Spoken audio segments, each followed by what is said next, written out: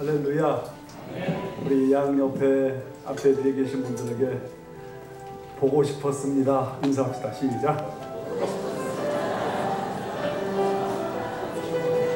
보고 싶었습니다. 네, 어떻게 지내셨는지요? 주일마다 이렇게 만나는 게 큰 기쁨이 되고 감격이 됩니다.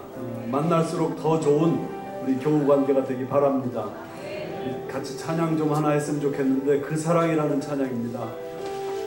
지금 K-팝이 한류가 아주 인기잖아요. 근데 제가 볼 때 우리 찬양도 이 한국 사람들이 이렇게 작곡을 잘하고 이렇게 작사를 잘합니다. 다 표현 못해도 나 표현하리라, 다 고백 못해도 나 고백하리라.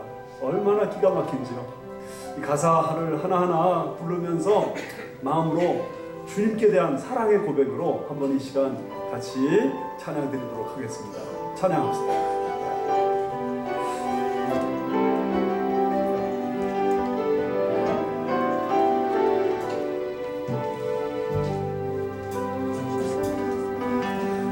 표현 못해도 나 표현하리라, 나 고백 못해도 나 고백하리라.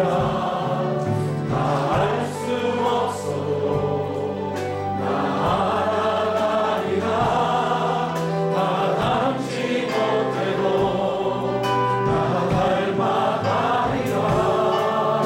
다 표현 못해도 나 표현하리라, 나 고백 못해도 나 고백하리라.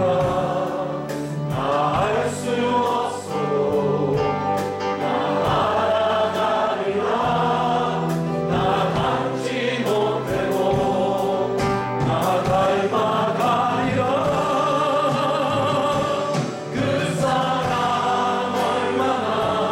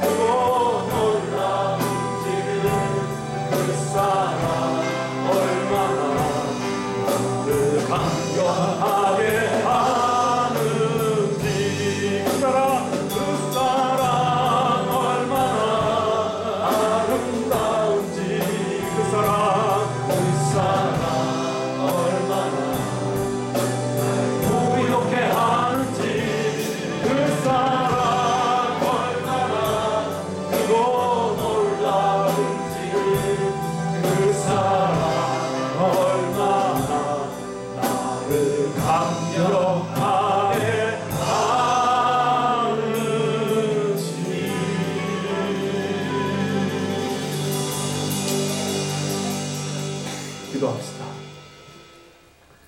하나님 아버지, 그 사랑 얼마나 아름다운지, 그 사랑은 얼마나 나를 부욕해 하는지, 그 사랑은 얼마나 나를 감격하게 하는지 날마다 깨달아가는 신앙이 되도록 도와주시옵소서. 그래서 다 표현 못해도, 다 고백 못해도 나 표현케 하시고, 나 고백하게 하시고, 알아가게 하시고, 닮아가는 저희들 되도록 도와주시옵소서. 오늘 이 예배 시간 주의 음성이 들릴 때 우리가 주의 형상을 닮아가는 아름다운 복된 시간 되도록 인도해 주시옵소서. 예수님의 이름으로 기도하옵나이다. 아멘. 교회여 사명을 완수하라, 이런 제목으로 말씀을 드립니다. 어떤 글에서 이런 내용을 읽었습니다. 성공한 인생, 행복한 인생은 태어날 때 자기 혼자 울고 주변의 모든 사람이 다 웃는데, 죽을 때 자기 혼자 웃고 주변의 모든 사람이 다 울면 그 사람 성공한 인생이다. 어떻게 생각되십니까? 특별히 죽을 때 주변의 사람들이 왜 울어요? 슬퍼서 울죠. 섭섭해서 울죠.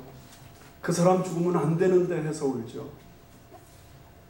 저 사람 없는 세상 내가 어떻게 사나, 그래서 울죠. 그런데 죽는 사람 왜 웃어요?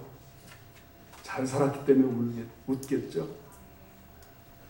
인간관계에서 성공했기 때문에 웃겠죠. 저도 가족이 우리 남편 가시면 안 되는데, 내 아내 세상에 둘도 없는 아내인데, 우리 아빠 우리 엄마 없는 세상 우리 어떻게 사나, 그러면서 운다면 그 인생 성공한 인생이라고 할 수 있을 겁니다. 가까운 친구들이, 성도들이 저분은 가시면 안 되는데, 그런 인생.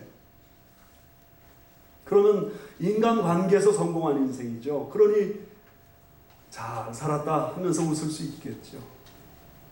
근데 그것뿐만 아닙니다. 하나님과의 관계에서 내가 잘 살았으면 내 인생 관뚜껑 덮일 때 웃을 수 있습니다. 하나님 날 부르시고 하나님 나에게 일을 맡기십니다. 하나님 날 부르시는 거 소명이라고 말합니다.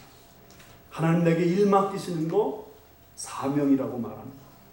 소명 따라 사명에 순종해서 그 일 다 마무리했으면 나의 달려갈 길 다 가고 선한 싸움 싸우고 믿음을 지켰으니 이제 후로는 나를 위하여 의의 재판장께서 의의 멸관 주시리라. 그러면서 인생 관뚜껑 덮일 때 웃을 수 있겠죠. 사명 완수한 사람은 인생 마무리할 때 울지 않습니다. 오히려 웃습니다. 오늘 여기 성경 말씀 보면 느헤미야가 6장 15절에 사명을 완수합니다. 인생 말년에 사명 완수하는 것은 아니지만 하나님이 그에게 성벽 건축하라고 주신 사명 완수해서 52일 만에 역사가 끝납니다. 여러분, 사명을 완수하는 일은 결코 쉬운 일이 아닙니다. 사람들은 남이 성공하고 남이 사명 완수하는 것에 대해서 쉽게 평가절하하는 면이 있죠. 배경이 좋았다, 운이 좋았다, 돕는 사람 많았다. 그러나 그 사명을 완수하고 그 인생 성공으로 이끌고 나가기 위해서 무진 애를 쓴 그 사람에게 한번 물어보시죠.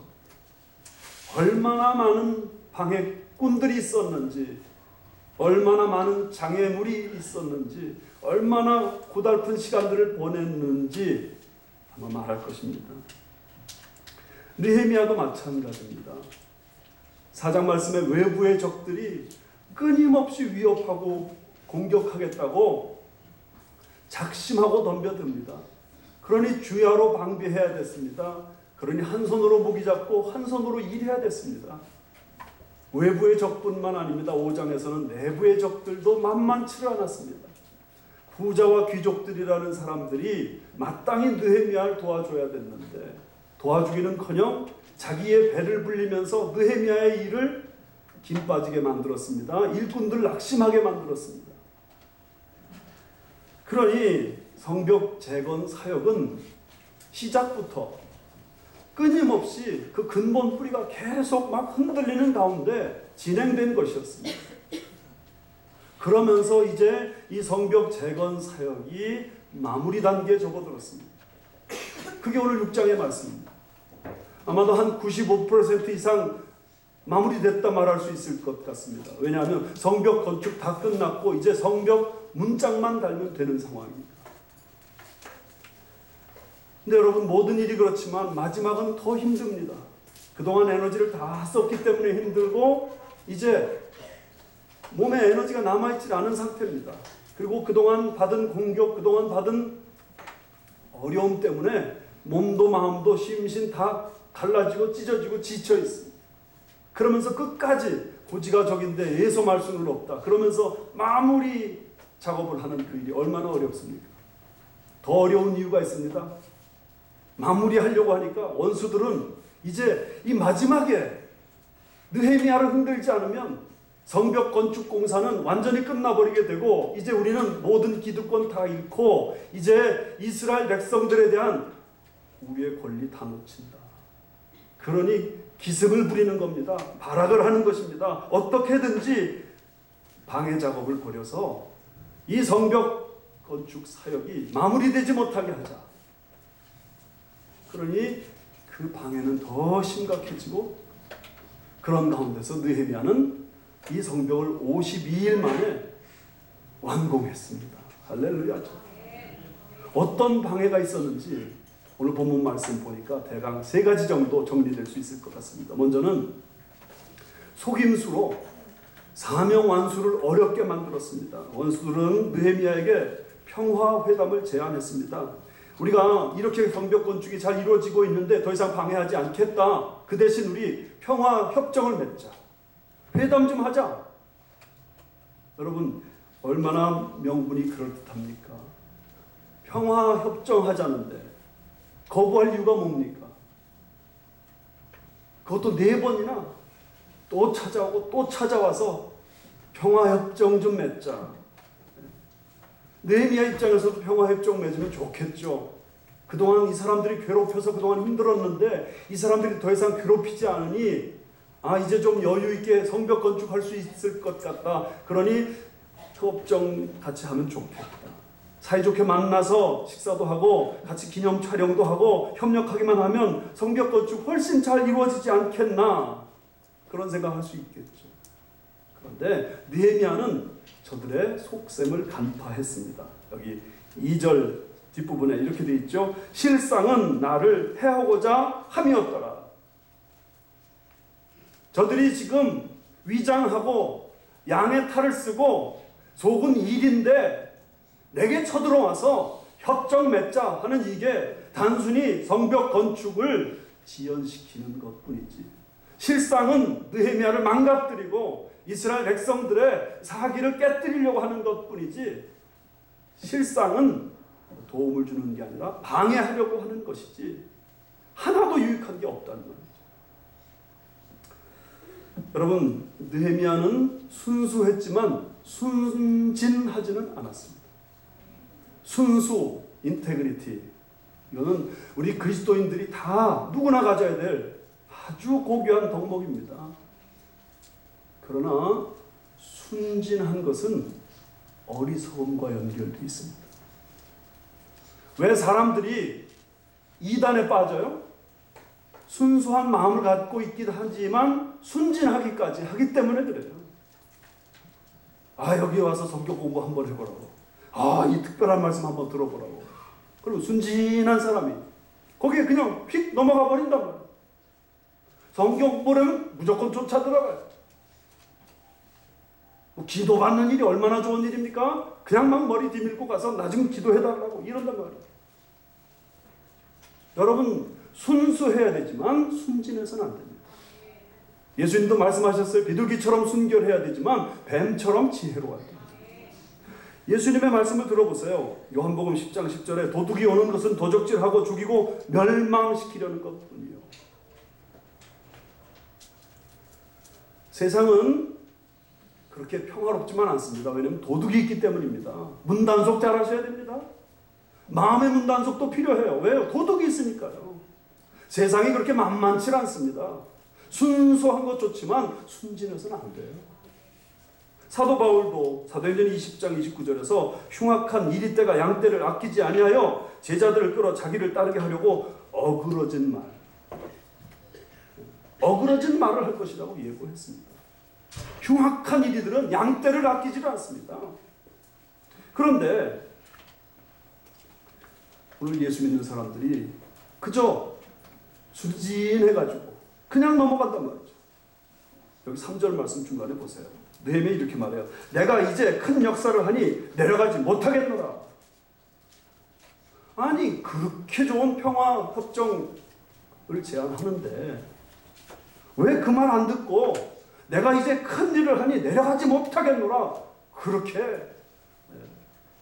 싸우는 듯이 반박하느냐.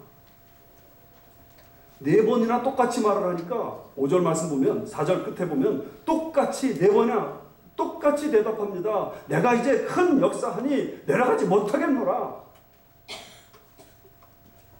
그래서 성벽 공사를 그 사명을 완공하기에 이른단 말입니다. 톨스토이의 우화집에 보면 바보 이반이라는 글이 나오죠. 거기 보면 큰 형이 똑똑합니다. 군인입니다. 세몬이라고 하는데 마귀가 세몬을 속입니다.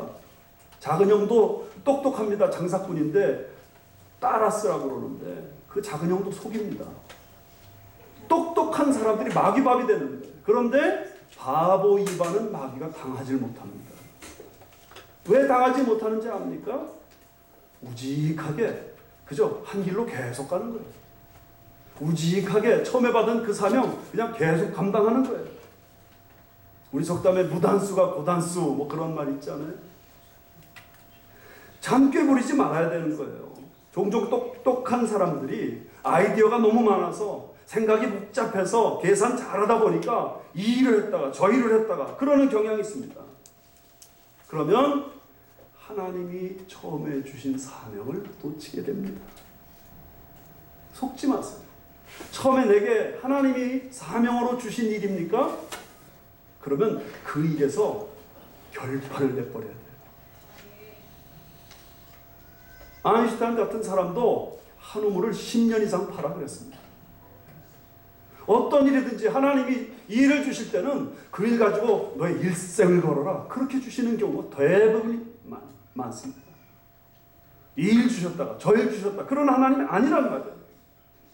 그러므로 처음 사역을 맡을 때 신중하고 한번 시작한 사역은 끝장을 봐야 됩니다. 무슨 일이든지 일관성, 지속성이 있어야 됩니다. 그래야 사명 완수가 비로소 이루어집니다. 요한복음 8장 29절에 주님 말씀하십니다. 나를 보내신 이가 나와 함께 하시도다. 나는 항상 그가 기뻐하시는 일을 행함으로 나를 혼자 두지 아니하셨느니라. 나를 보내신 이, 나에게 사명 주신 입니다. 그분이 나와 늘 함께 하신다. 왜? 항상 내가 그의 기뻐하는 일을 행함으로. 주님은 3년 반 공생의 기간 동안에 단 한 번도 그 사명을 향한 목표를 흐트러뜨린 적이 없으십니다. 십자가에서 목숨을 바치는 그 순간까지 단 한 번도 바꾸지 않으십니다. 그 결과 사명을 완수하십니다. 우리 모두가 그렇습니다. 하나님이 우리에게 주시는 사명이 있어요. 내 길은 이 길이다. 그럴 때 바꾸지 마세요. 나는 이 가정을 주셨다. 바꾸지 마세요. 이 교회 주셨다. 바꾸지 마세요. 비가 내리고 눈이 내려도 바꾸지 마세요. 우직하게 한 길로 가는 겁니다. 아멘 크게 하세요. 우직하게 한 길로 가는 겁니다. 제가 살아보니까 같이 살고 있는 여자가 제일 좋더라고요. 우직하게 한 길로 뭐든지 내 머리를 믿지 말고 이랬다 저랬다 하지 마세요. 어떤 경우에도 하나님이 그렇게 역사하지 않았어요. 그래서 느헤미야는 52일 만에 위대한 역사를 이루었습니다. 두 번째, 원수들은 비난으로 사명 완수를 어렵게 만들었습니다. 사람은 누구나 비난을 받으면 사명 완수가 어렵습니다. 비난받으면 도망가고 싶은 겁니다. 뿐만 아닙니다. 그 반대편으로는 비난하는 그 사람과 맞붙어서 싸우고 싶습니다. 너의 말이 틀렸다. 이걸 입증해보고 싶은 마음이 내 마음속에 막 불처럼 일어나는 겁니다. 느헤미야도 분명히 그랬을 것 같습니다. 원수들이 4번이나 평화협정을 맺자고 했지만 우직한 느헤미야 흔들리지 않고 똑같이 대답하면서 4번이나 거절을 합니다. 그러니까 이제 수를 좀 바꿉니다. 다른 음모를 꾸미는 겁니다. 편지를 써서 느헤미야에게 보내는데 그 편지 내용이 이렇습니다. 너 지금 반역을 꿈꾸는구나. 왕이 되려고 하는구나. 느헤미야에게 보내는 그 편지를 그런데 봉하지 않습니다. 편지 전달하는 사람이 봉하지 않은 그 편지 읽어봅니다. 느헤미야가 반역을 꿈꿔 왕이 되려고 해? 이런 소문이 자꾸만 퍼져나가기를 의도했고 실제로 그렇게 됐습니다. 그러니 느헤미야 입장에서는 얼마나 기가 막힌 일입니까? 이런 소문은 사실인지 아닌지는 크게 중요하지 않습니다. 한번 생각해 보십시오. 페르시아 왕 입장에서 지금 느헤미야가 왕이 되려고 하는 꿈을 꾸고 있다, 반역을 꿈꾸고 있다 하는 소문이 들리면 그 소문이 얼마나 진실인지 별로 중요하지 않습니다. 그 얘기가 들리는 즉시 그까짓 종 하나 처단해버린 게 뭐가 그렇게 대수입니까? 느헤미야 입장에서는 만약에 그렇게 그 소문이 왕에게 들어가게 되면 성벽 건축은 고사하고 자기 목숨 부지하는 것도 어려울 거예요. 그런 이런 일을 만났을 때 어떻게 해야 됩니까? 당연히 나는 그런 사실 결코 없다 주장해야 되죠. 그러면서 이렇게 생각합니다. 이 소문 들은 사람 누군가? 그 사람 쫓아다니면서 내가 변명해야지. 나는 절대로 그런 사람이 아닙니다. 나는 왕을 모반한 적이 없습니다. 나를 믿어주십시오. 내가 권력에 굶주리지 않은 사람이라는 사실을 왕에게 찾아가서 해명하고 또 소문 들은 사람에게 쫓아다니면서 해명하고 그래도 잘 안 될 때는 어떻게 해요?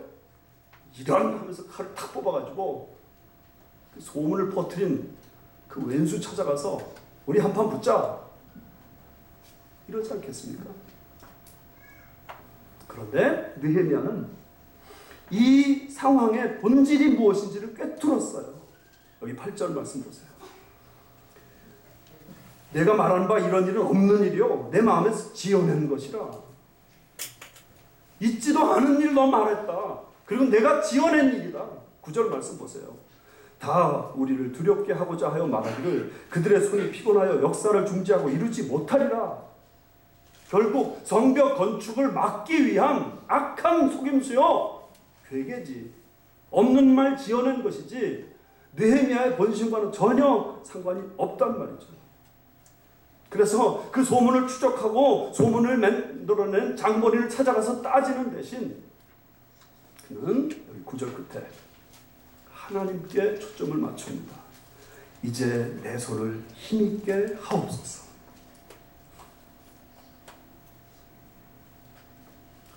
여러분, 그러면서 느헤미야는 자기 일에 충실했는데 누가 나를 말도 안 되는 말로 비난한다고 없는 말 지어내서 이렇게 저렇게 나를 어렵게 한다고 너무 바도당하지 마세요.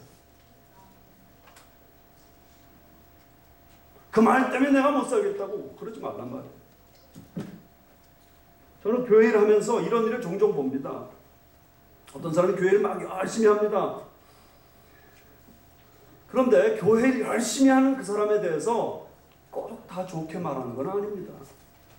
왜냐면 보는 시각이 다르니까. 좋게 말하는 사람도 물론 있지만 좋지 않게 말하는 사람도 있습니다. 그런데 좋지 않게 말하는 그 말이 더 많이 들리고 더 잘 들리고 그 말이 나를 더 자극합니다. 그러니까 일 잘하던 사람이 어떻게 반응하냐면 내가 이런 말까지 들으면서 일을 해야 되겠느냐. 나만 이 일 그만두고 이 교회 떠나면 다 조용해지지 않겠느냐. 네, 조용해질 겁니다. 분명히 조용해집니다. 그런데 한 가지 잊지 말 건 하나님의 사역도 중단이 됩니다.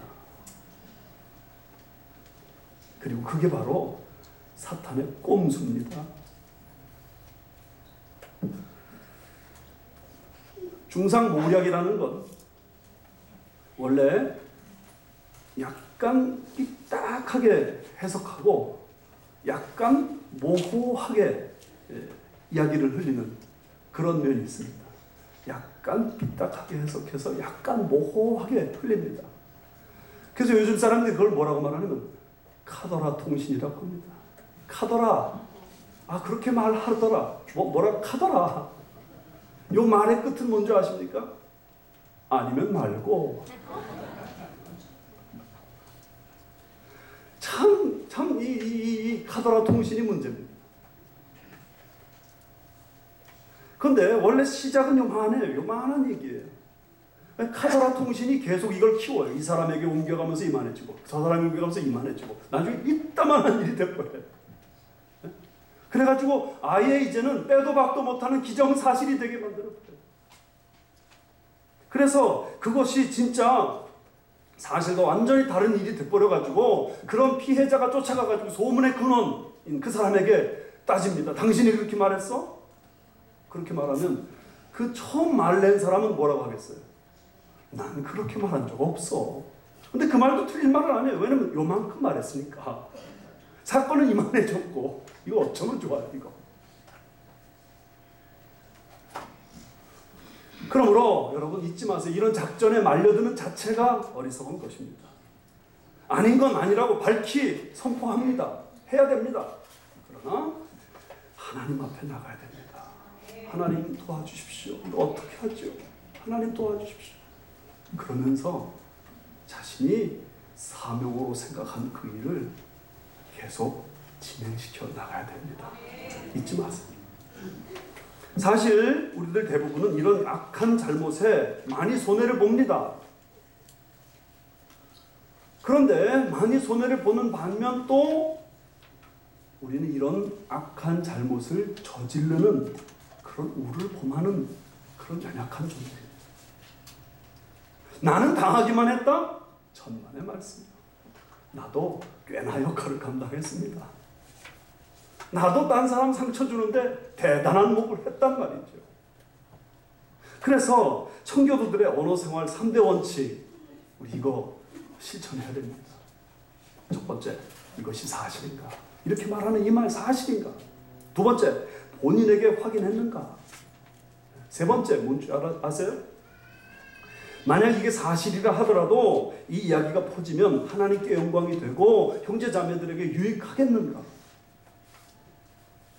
여러분, 사실이라고 함부로 말하지 마세요. 예수 믿는 사람들은 사실을 말하는 차원에서 머물러서는 안 됩니다. 예수 믿는 하나님의 백성들은 사실을 뛰어넘어 진실을 말해야 됩니다. 진실은 뭐예요? 하나님을 영화롭게 하는 것이고, 진실은 형제 자매를 세워주는 겁니다. 모든 사실을 다 까발려가지고 좋은 거 아무것도 없어. 진실을 얘기할 때 공동체가 살 줄 믿습니다. 교회 안에도 너무나 말로써 시험 드는 일이 많습니다. 그런데 그런 듣는 말마다 쫓아다니면서 사실을 확인하고 변명하지 마십시오. 누가 옳은가? 그 문제는 시간이 해결해 줍니다. 여기 15절, 16절이 그런 말씀입니다. 52일 되니까 성벽 공사 끝났습니다. 하나님 사명 완수했습니다. 그리고 났더니 대적들이 낙심해버렸다. 그렇게 말하고 있습니다. 그러므로 여러분, 비난에 지지 마세요. 비난에 자기 마음을 뺏기지 마세요. 필요하면 하나님께 쏟아 놓으세요. 그러면 하나님이 시간과 함께 해결해 주시고 갚아주실 줄 믿습니다. 세 번째, 사명 완수를 원수들은 두렵게 해서 막아버리려고 했습니다. 겁을 집어먹게 한 겁니다. 스마야라는 거짓 선지자가 있었는데 느헤미야에게 이렇게 말합니다. 당신 암살하려는 사람이 너무 많다. 내가 당신 생각해서 말하는데 당신 나와 함께 성소에 들어가서 안전하게 지내자. 그럴듯한 교묘한 얘기죠. 그런데 이 말에 의하면 사실 느헤미야가 성소에 들어가지 않으면 이제 당장 막 죽을 것만 같은 그런 위기 분위기, 분위기를 조성합니다. 그런데 느헤미야 이 말 속지 않습니다. 왜냐하면 원칙을 생각했기 때문에. 원칙은 뭐냐? 제사장 레위인이 아닌 사람은 성소에 들어갈 수가 없어요. 이게 원칙이에요. 느헤미야는 제사장도 아니요 레위인도 아닌 거예요. 그런데 만약에 자기 목숨 살겠다고 성소에 들어가면 목숨이 보호받을런지는 모르지만 그 목숨은 구차한 목숨이 되는 겁니다. 율법을 어기면서까지 성소에 들어가 제단불 붙잡으면 살지는 모르지만 구차한 목숨이 됩니다. 그렇게 될 때 그가 지도자로서 이스라엘 백성 앞에 설 수 있었겠는가? 뿐만 아닙니다. 실제로 암살자가 없었으면 그때는 얼마나 망신 중에 큰 망신입니까? 그래서 느헤미야는 죽음을 두려워하기보다 사명을 완수하는 일을 선택하면서 11절에 이렇게 말합니다. 보세요. 내가 이르기를 나 같은 자가 어찌 도망하며 나 같은 몸이면 누가 외소에 들어가서 생명을 보존하겠느냐. 나는 들어가지 않겠노라. 차라리 내 목숨 끊어지는 게 낫지 이 사명 중단하는 일은 없어야 된다. 그러므로 나는 이 사명을 끝까지 감당하겠다. 그랬더니 이 선지자의 말이 뇌물받은 음모에 의해서 된 일이라는 사실을 깨닫고 12절에 깨달은 즉 그는 하나님께서 보내신 바가 아니라 뇌물받고 예언합니다. 그렇게 말한단 말이죠.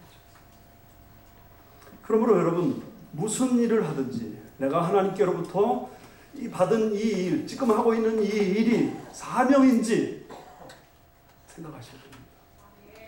사명이라고 하면 하나님의 종을 그 사명 완수할 때까지 하나님 지키신다는 사실을 믿고 담대하셔야 됩니다. 자신감이 무엇보다 우리에게 중요한데 영국의 심리학자 제이 하드필스라는 박사는 이렇게까지 말합니다. 자신감이 없는 사람은 자기 능력의 30%도 이행하지 못합니다. 그런데 자신감이 충만한 사람은 자기 능력의 500% 이상을 이행할 수 있는 능력이 나옵니다. 그리고 자신감으로 무장해야 됩니다. 내가 이 하고 있는 일이 하나님 기뻐하시는 일인가? 사명 끝날 때까지는 누구도 나를 해치 못한다 생각하며 자신감으로 무장해야 돼요. 자신감이라는 것은 심리적인 측면이 대단히 강하죠. 이건 인간이나 동물이나 다 마찬가지랍니다. 어떤 학자들이 기러기 새끼를 가지고 연구했는데 이 기러기 새끼들은 태어나자마자부터 얼마 안 돼서 본능적으로 서열 경쟁한답니다. 누가 먼저냐, 누가 우두머리냐. 그럼 무엇에 의해서 결정하느냐? 누가 먼저 태어났느냐? 그거 중요하지 않습니다.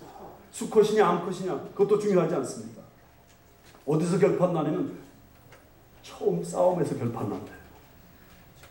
처음 싸움에서 한번 졌다 그러면 그때부터 그냥 영락없이 추락해가지고 그냥 꼴찌로 가버립니다. 그런데 약한 놈이라 하더라도 강한 놈을 어떻게 싸우다가 이기잖아요? 기선제압하잖아요? 그러면 그 약한 기러기 새끼가 우두머리 그룹에 금방 들어간다는 거예요. 두려움을 가지고 내 인생을 사는가? 내 능력 발휘되지 못합니다. 그러나 자신감 갖고 하나님이 함께 하시는데 뭐가 무서워? 도전한다. 그러면 내 능력 이상의 열매를 나타낼 수 있습니다. 네. 여러분 이제 사순절인데 이럴 때 우리는 더 예수님 바라봐야 되겠죠. 예수님도 예수님의 사명을 감당하는 일이 결코 쉽지 않으셨습니다. 끊임없는 위협, 그리고 비난, 공격 계속됐습니다. 누가복음 13장 31절 말씀 보면 바리새인들이 예수님에게 이렇게 말합니다. 여기를 떠나십시오. 헤롯 왕이 당신을 죽이고자 합니다. 예수님이 두려움에 휩싸였다면 분명히 예루살렘 떠나야 됐습니다. 그런데 33절 말씀 보면 예수님이 이렇게 당당하게 말씀하십니다. 헤롯에게 가서 말하라. 오늘과 내일과 모레는 내가 갈 길을 가야 하리니 선지자가 예루살렘 밖에서는 죽는 법이 없느니라. 오늘과 내일과 모레는 내가 할 길을 가야 되겠다. 주님은 사명에 그 마음이 불타오르고 있었습니다. 그래서 내가 죽는 것이 사명이라면 내가 이 길을 가리라. 누가복음 19장 28절에 특이한 말씀이 하나 있습니다. 예수께서 예루살렘을 향하여 앞서서 가시더라. 평범한 말씀이죠. 근데 이 말씀은 그저 제자들 제 선봉에서 그냥 가신다는 그런 말이 아닙니다. 하나님의 사명 감당하기 위해서 예수님은 주도적으로 이 십자가 지는 일을 위해서 앞장서서 뚜벅뚜벅 걸어 나가신다, 그 말씀입니다. 예수님이 십자가 못 박히셨을 때 대제사장, 장로들, 서기관들이 손가락을 예수님을 향해 가리키면서 이렇게 말했습니다. 저가 남은 구원하였을 때 자기는 구원할 수 없도다. 저가 이스라엘 왕이라고 말한다. 당신 자신을 구원하면 우리가 믿겠노라.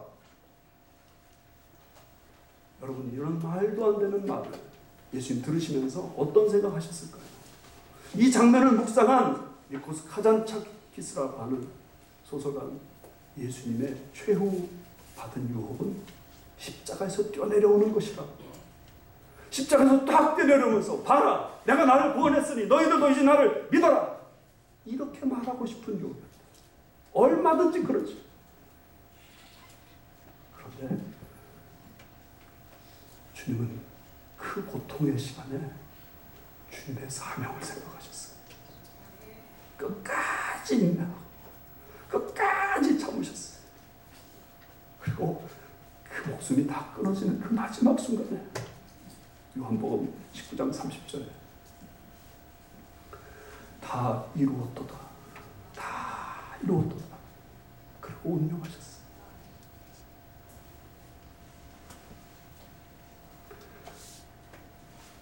하나님 날 부르시고 나에게 어떤 사명을 주셨나 다시 점검하시기 바랍니다.